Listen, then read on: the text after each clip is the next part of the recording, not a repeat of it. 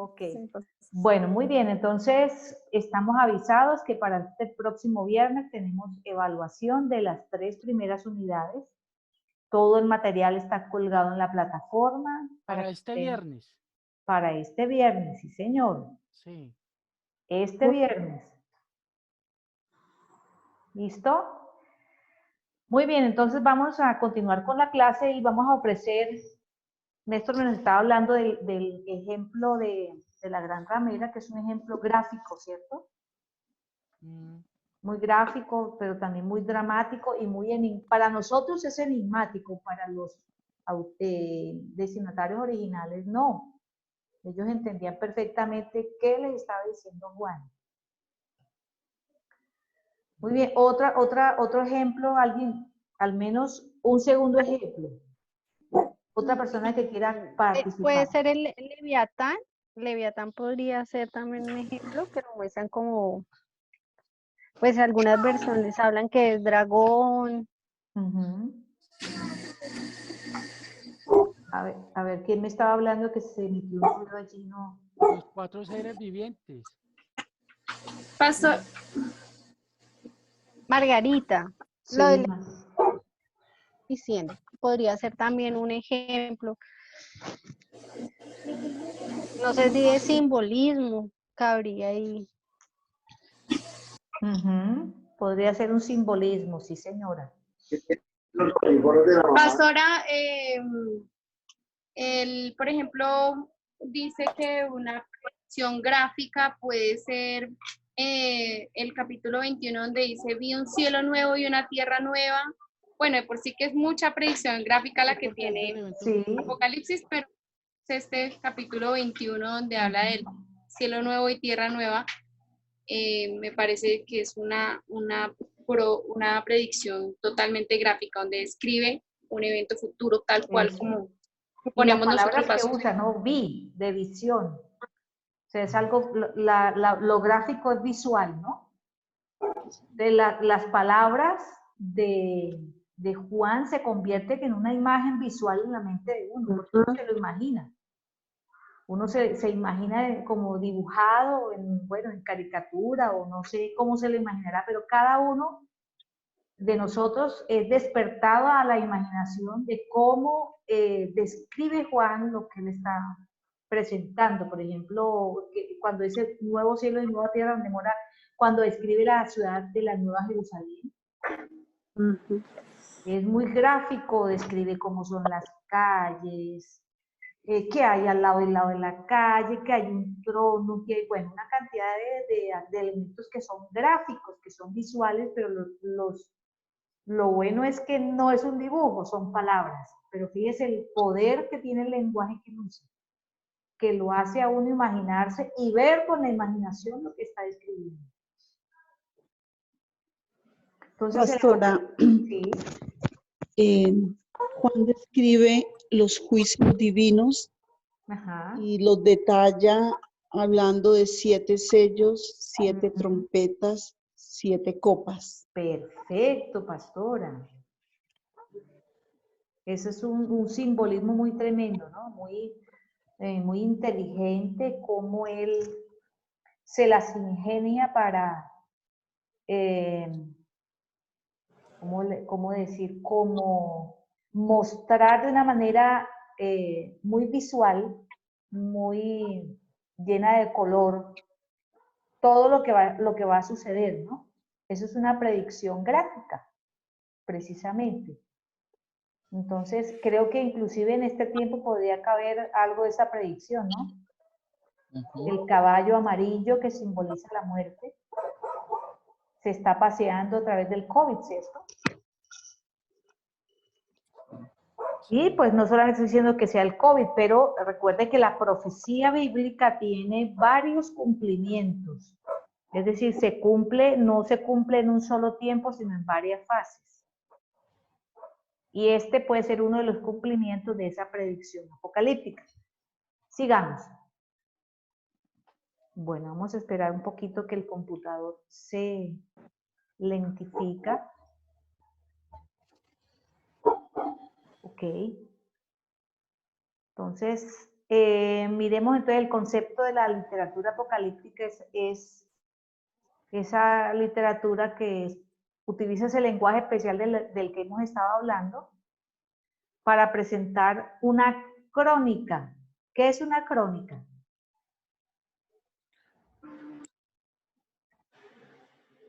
Como un relato. Un relato, muy bien. Pero fíjese que es un relato Una especial. narración. Es una narración especial. Acuérdese que Cronos viene de qué? ¿De tiempo? De tiempo. ¿Es como un relato histórico? Sí y no. Sí, histórico, sí. Porque fue algo que pasó, pero lo que más hace énfasis la crónica es que... La crónica es la narración de unos hechos de una manera cronológica. Una línea de tiempo. Muy bien. Con una línea de tiempo. En tal época pasó esto. Entonces, el Apocalipsis ofrece ese aspecto cronológico. ¿Qué va primero? ¿Qué va después? ¿Qué va de tercero? En el escatón, o sea, en el tiempo final, en la consumación del plan de Dios, ese es el escatón, el final. Entonces, él presenta cómo Dios le muestra, cómo Dios procede de manera organizada su plan. Recuerde que un plan tiene fases de tiempo. Entonces, el plan de Dios de manera anticipada dice, yo voy a hacer esto primero, luego en segundo lugar voy a hacer esto, en tercer lugar voy a hacer esto. Y nos muestra inclusive hasta la eternidad. Porque nos muestra en el último capítulo, casi en los últimos capítulos más bien, nos muestra a la eternidad, cómo desciende la Nueva Jerusalén del cielo y cómo Dios hace morada eterna con los hombres en la nueva tierra y el nuevo cielo. Entonces, hasta ese momento,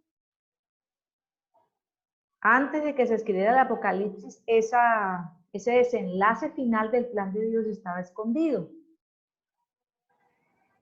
Pero Juan está anunciando que ahora no está escondido, le está revelando, le está diciendo, hermanos, estamos en este sufrimiento tan tremendo, pero no se preocupen que Dios tiene todo planeado de manera precisa. Y en cualquier momento, es lo que les quiere decir Juan con el Apocalipsis, de un momento a otro va a aparecer en escena por segunda vez Dios a intervenir y va a organizar, a ordenar las cosas que están mal en este mundo. Por eso el Apocalipsis describe cómo es el mundo futuro, en el cual está, o más bien el cual está por llegar violentamente a esta época presente. Entonces, este mensaje apocalíptico nos interesa mucho, ¿cierto? En estos tiempos. Es muy interesante para nuestra actualidad. Porque nos está diciendo, en cualquier momento puede irrumpir violentamente, como dicen otros autores bíblicos, en un abrir y cerrar de ojos puede ocurrir lo que yo les estoy anunciando, dice Juan. Bueno, y lo bonito de este mensaje es que les trae aliento, les trae esperanza. ¿Cuál es el aliento y la esperanza? A ver, ¿quién lo quiere leer? Aquí está la diapositiva. Eliminando de este modo la opresión del pecado, de la muerte y de la corrupción, y estableciendo de una vez para siempre el reino de Dios sobre la tierra. ¿Y esto es buena noticia para usted o es mala noticia? Es buena. Son excelentes noticias. Una excelente noticia. A ver, ¿quién piensa lo contrario? No hay problema, todas las opiniones son válidas. Entonces son excelentes noticias. Fíjese que el Apocalipsis no es para asustar a nadie, y menos a los cristianos. Es para traer buenas noticias de que la opresión del pecado, la opresión de la muerte, la corrupción con la que tanto nosotros nos entristecemos todos los días al leer los periódicos, ver las noticias, todo eso va a tener un final. ¿Por qué va a tener un final? Porque Dios, ¿qué? ¿Qué va a poner final a toda esa desorden, caos y corrupción en el mundo? El reino de Dios. Muy bien. No pregunte, afirme. En la plenitud del reino de Dios, porque ya el reino de Dios está entre nosotros. Nosotros participamos de él, pero la plenitud de ese reino viniendo visiblemente a la tierra pondrá fin a todo este caos. Bueno, ahora eso apenas era la introducción de la clase de hoy. Ahora sí podemos hablar del Apocalipsis que escribió Juan.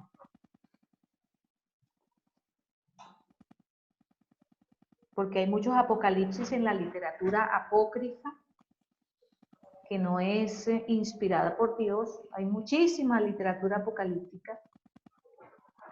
Pero en la Biblia hay un solo libro completo apocalíptico que es, pues ya lleva su nombre, por eso se llama Apocalipsis. Y Juan la presenta ¿cómo presenta Juan su libro? ¿Quién quiere Como la leer ese título revelación de largo? Jesucristo que Dios le dio para manifestar a sus siervos las cosas que deben suceder pronto. Bueno, ¿quién dio la revelación? Jesucristo. No, fíjese, le hago otra vez, lean de nuevo. Le dio. Dice que Dios.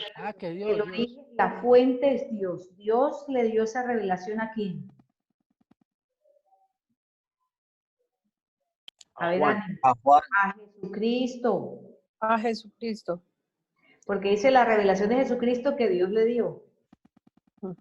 Parece un juego de palabras, ¿no? O es un juego de palabras, pero realmente la fuente original de la revelación es Dios el Padre. Dios el Padre le pasa esa revelación a Jesucristo. Si recuerdan cuando el Señor Jesús estaba ascendiendo a los cielos, y precisamente esa fue la pregunta de los discípulos.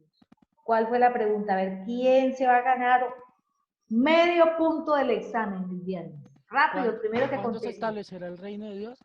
Eso, ¿cuándo restaurarás el reino?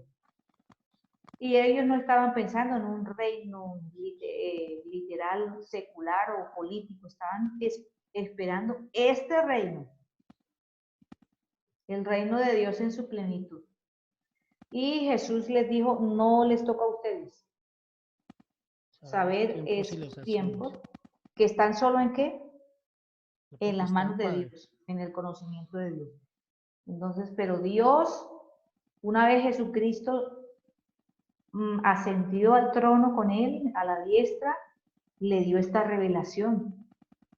Se la entregó, le dio el conocimiento, le dijo, bueno, ahora sí te voy a decir, hijo amado, y tú le vas a entregar esa revelación, ¿a quiénes? A los siervos. A sus siervos. O sea, a todo el pueblo de Dios. La iglesia. Lo que deben suceder pronto. Entonces, esto es un mensaje para usted, apropiénselo. Es suyo, le pertenece. El Señor quiere que usted lo sepa, que esté apercibido, que lo conozcamos. Entonces se llama Apocalipsis de Juan porque si ve que Jesucristo, habiendo recibido de Dios la revelación, se la declaró y usó un ángel. La declaró enviándolo por medio de su ángel a su siervo Juan.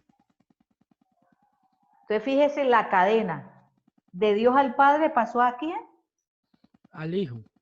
Al Hijo. Y del Hijo a un ángel. Y del ángel a Juan. Juan, y de Juan al pueblo. A la iglesia. A la iglesia. Pues originalmente a las 7 iglesias de Asia Menor, ¿no? Porque la carta va dirigida a ellos. A las 7 iglesias de Asia Menor. Entonces, a su siervo Juan, fíjense las características de Juan. ¿Cuál es la característica que describe Juan de sí mismo? ¿Qué ha hecho Juan? Ha sido siervo, ha dado testimonio de la palabra, testigo de Jesucristo, de todas las cosas que vio. Muy bien, fíjense que todos los testimonios que tiene para dar Juan, de la palabra de Dios, de Jesucristo porque lo vio personalmente, hecho carne, lo vio resucitar, lo vio ascender, y de todas las cosas que Dios le ha permitido hasta el momento ver a Juan. Y las cosas que ha visto se refieren a la revelación del Apocalipsis, precisamente. Muy bien. Entonces, vámonos al contexto. La tarea de hoy, o más bien el requisito para la clase de hoy, era investigar el contexto, contexto histórico-cultural del autor y los destinatarios. Entonces, vamos primero a mirar cuál es el contexto de estos destinatarios, de estas 7 iglesias.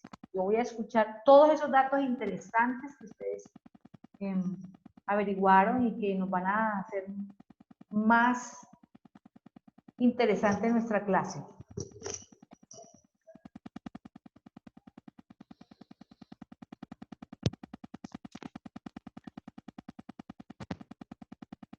¿Hay alguien por ahí que tiene como corto en algún micrófono? En algún audífono, perdón.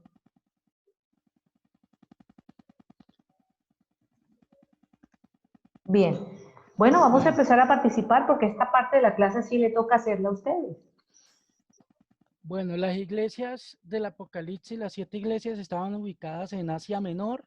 Las 7 iglesias se comunicaban unas entre otras por las carreteras y vías que el Imperio Romano había hecho en ellas, ¿no?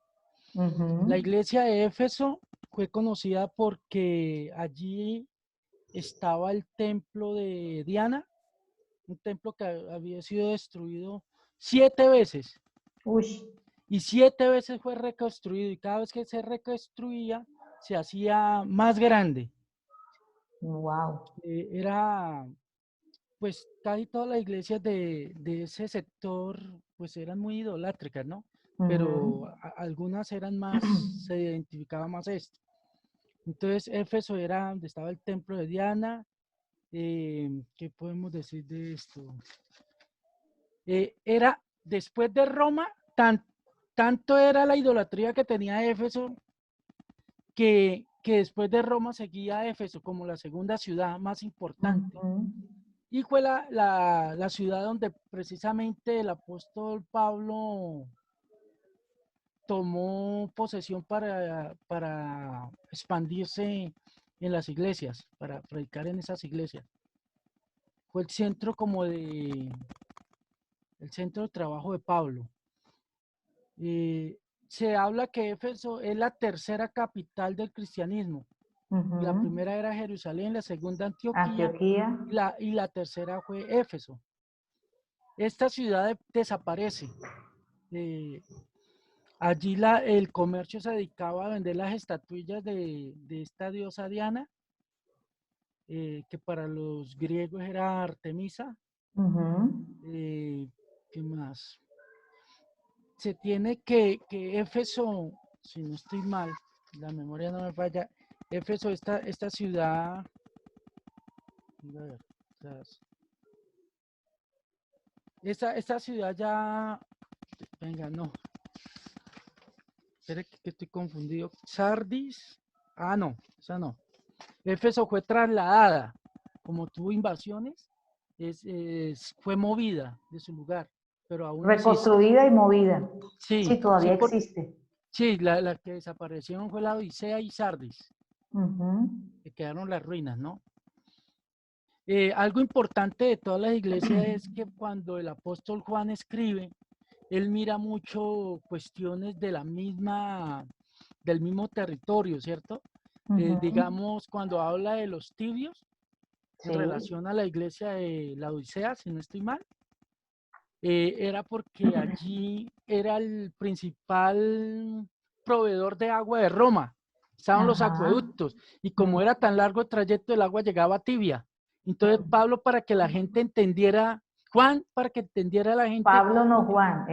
Juan, para que entendiera, ubicaba muchos conceptos que ellos sabían, que estaba hablando muy bien, conceptos. El profeta o el apóstol, ¿no? Y todo el Apocalipsis son puros conceptos. Sí, y por eso ellos entendían, claro, por eso ellos entendían. Y por eso, digamos, en Sardis también hablaba La Odisea también era una de las mejores en cuestión de bancos, de finanzas. Tanto Por que eso fue habla destruida. de... Por eso habla de que son unos miserables, ¿no? Porque piensan, ellos eran muy orgullosos. ¿Por qué? Fue destruida 2 veces y las 2 veces fue reconstruida y no permitieron que nadie les ayudara. Porque ellos se creían, pues, mucha cosa, ¿no? Por Su lo mismo de fortaleza que no eran había... las finanzas. Sí, porque eran Confiaban mucho fuertes en en el las dinero. finanzas. Sí. Lo que más me llamó la atención es que si uno se pone a leer todas las iglesias y los contextos, lo que usted decía, pastora, para ellos era muy entendible eso. No era tan cifrado porque ellos sabían qué estaba diciendo el autor. Y claro, para nosotros, al leer esto, yo, oiga, de verdad. Para hoy es cifrado, ¿no? Para Sí, el día de hoy, no para ellos. sí. Para ellos no era cifrado porque Juan, no hago no hablar de Pablo, Juan siempre Eso. tomaba cosas de la misma contexto histórico que lo rodeaba, ¿no? Sí, ahora, bueno, aclaremos algún concepto que yo le entendí que era Juan, pero dijiste Pablo tomó a Éfeso como su centro, no era Juan. Era Juan, ¿cierto? Eso, sí. Tú dijiste Disculpe, es que Pablo. como estaba leyendo No, tanto de Pablo, lo tengo en la cabeza. Bueno, ¿qué más? No, pues ahí le dejo para que los hermanitos... Excelente. Bueno, vamos a dejar que los demás están que se hablan también. Ricardo, le escuché la voz. ¿A quién fue el que trató de Sí, hablar? pastora. Ánimo, Ricardo. Pues Gracias, Pastor Néstor. era como comentar un poquito lo que estaba pasando en la historia con el emperador romano Domiciano. Estaba persiguiendo a la iglesia. Cuando Juan estaba escribiendo Apocalipsis, en ese momento la iglesia estaba pasando por persecución. Y la persecución era porque habían sacado una ley donde todo el mundo debía arrodillarse delante del emperador y adorarle como un dios.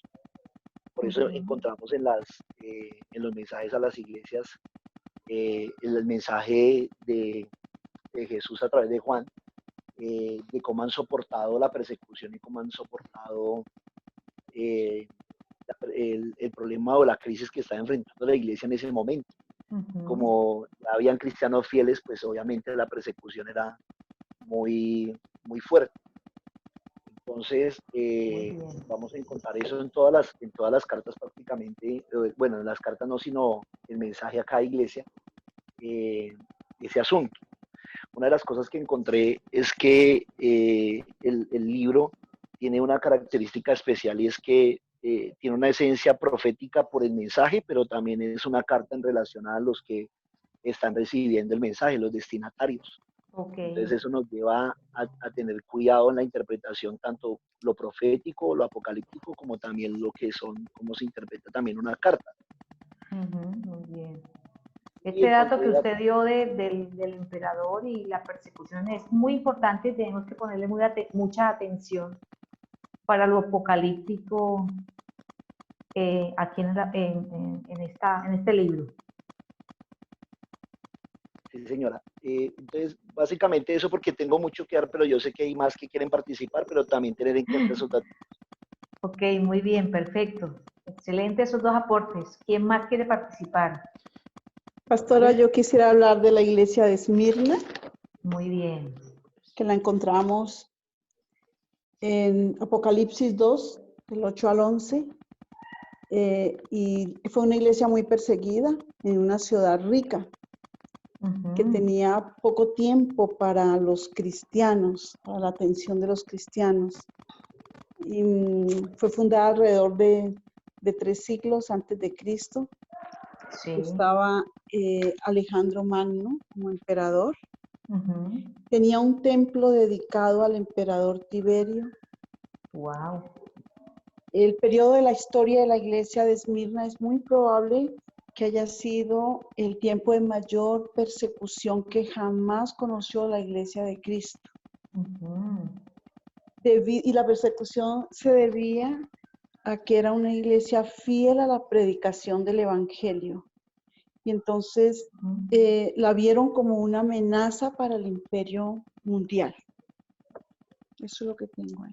Muy bien, y especialmente porque ese dato del templo, del emperador y de su adoración es muy importante para esta carta. Sí, sí, señora. Excelente, pastora, gracias. ¿Quiénes más van a Yo participar? Yo quiero sé que hay adicionar varios. algo, Pastora. sobre la iglesia Tiatira, que me impactó también, muy buena. Es en cuestión, esto lo ve uno en derecho comercial. Cuando uno ve derecho comercial lo histórico, eso lo ve ahí. Resulta que en esa iglesia, como había muchos comerciantes, Sí, había muchos comerciantes, o sea, allí aparecieron las asociaciones o los sindicatos de artes los y oficios, gremios. los gremios, y eso lo ve uno comercial. Y entonces, ¿cuál era el problema? Que allí esa ciudad se denominaba la ciudad santa. Allí tenían un dios que lo denominaban el dios Sol, que hace parte de lo de Jezabel, ¿sí? Sí. Porque allí también estaba, y por eso Juan habla de Jezabel, ¿sí? A Tiatira. ¿Por qué? Porque ellos se reunían, algunos quizás de pronto miembros de la iglesia, pues porque como eso era una ciudad de comercio, y todos los que trabajaban en arte y oficio tenían que estar En el gremio. afiliados, sí, en el gremio. Y entonces, obviamente, ellos también tenían que participar en muchos festejos, ayunos y cosas que hacían, y por eso la idolatría que reprende Juan en relación a Jezabel, que algunos daban las prácticas a Jezabel. Por eso Ajá. hablaba de eso. Entonces, eso me llamó curiosidad porque hace relación a lo del libro. Como lo de... Pastor, yo puedo agregar algo a lo que usted está diciendo. Sí, Todos, por Porque supuesto, sigan. lo que el pastor Néstor dice es verdad, y por ejemplo en una parte que yo encontré sobre la iglesia de Tiatira dice que realizaban los sindicatos y nadie podía trabajar si no se unía a un sindicato, y tenían que ir habitualmente o constantemente a reunión, y perdón, y cada sindicato tenía una deidad pagana como Muy patrón. bien, excelente. Entonces tenían que estar constantemente en actividades sindicales donde hacían fiestas, comidas. Entonces dice que para la iglesia fue muy difícil eso, porque para poder trabajar y tener un sustento tenían que unirse a ese tipo de sindicatos y tenían que participar en todas las fiestas, y había mucha inmoralidad sexual. Bueno, no sé. Qué datos más interesantes los que todos han aportado. Excelente. Y todavía tenemos tiempo para que sigan aportando. ¿Quién más va a hablar? Estoy ansiosa. Hablar, me llamó mucho la atención que cada mensaje nos muestra como el grado de compromiso que cada iglesia tiene ante Dios. ¿Sí? Por ejemplo, en el caso de la iglesia de Éfeso, nos dice que ellos son una iglesia trabajadora, activa, paciente, pero pues de igual forma nos hablan de que ha perdido su primer amor. ¿Sí? En el caso de la iglesia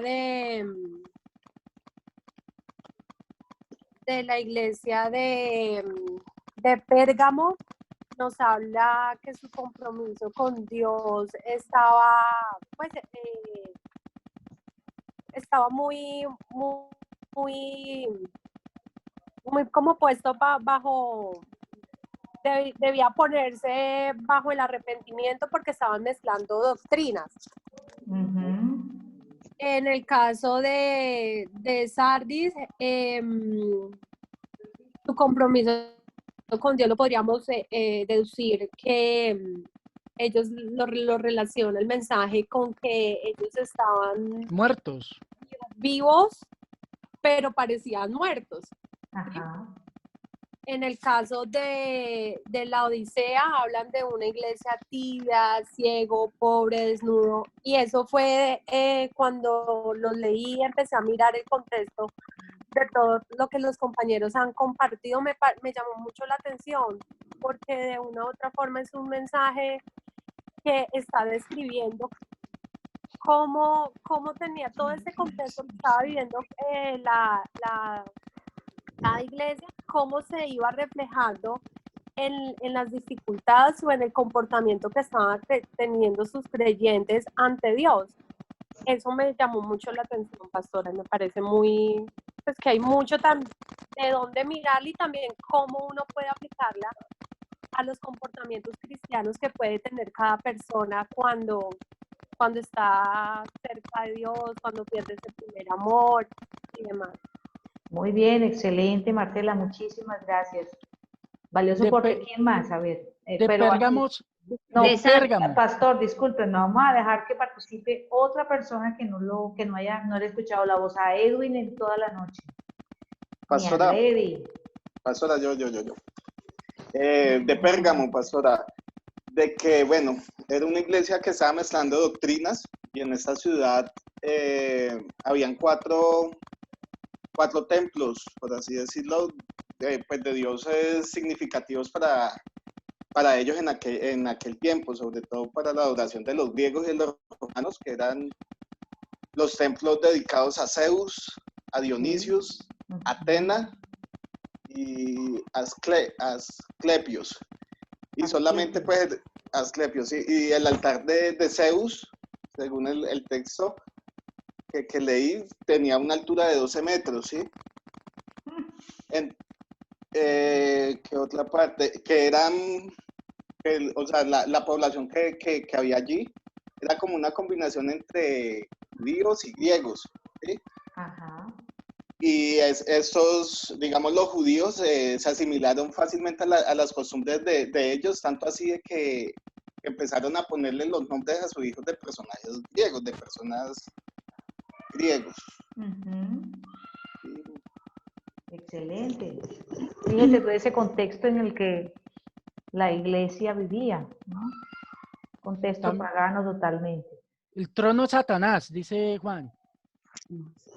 Donde queda el trono, donde mora Satanás, o donde tiene el trono Satanás. O sea, donde hay idolatría, donde hay ecumenismo y toda esa cuestión, eso es un trono de Satanás.